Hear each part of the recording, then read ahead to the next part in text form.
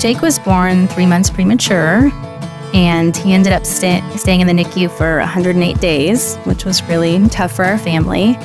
And after further testing, we found out that he was deaf, which led us on a whole new journey. And just after his first birthday, he received cochlear implants, and that allowed him to hear and use spoken language.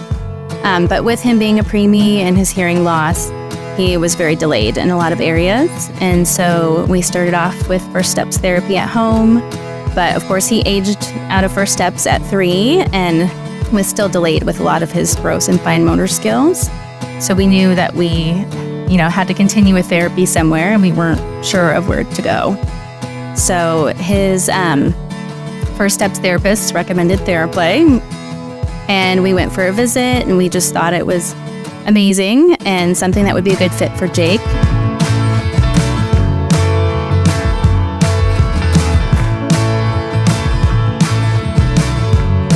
When he was really little, it was kind of nerve-wracking to take him to the playground. I was afraid that he would fall.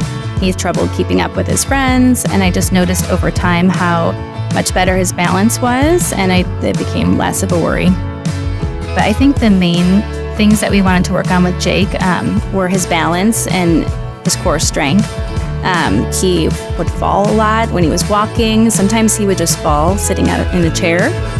So those were things that we really wanted to work on, and the hippotherapy was perfect for those things, and it really made a big difference in his balance and strengthening his core.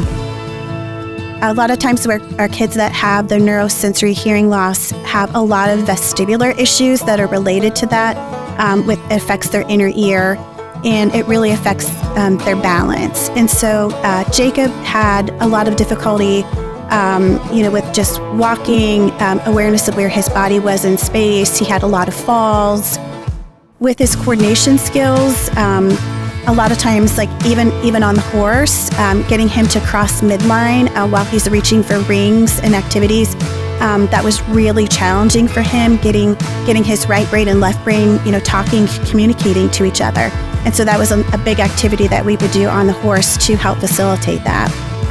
There's a huge vestibular component when you're on the horse, and so that it really wakes up a lot of things in the brain to help with processing the vestibular movement and then carrying that over to the activities that he would be doing in the clinic and on the ground.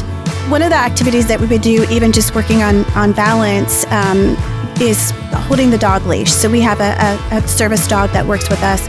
And so sometimes just Jacob walking with the dog leash would just help to ground him, to be aware of where the dog was, but helped him develop more awareness of where he was.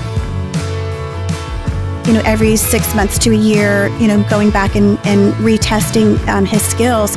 And it was really wonderful to see those scores just continue to go up and really objectify that what we're doing is making a difference.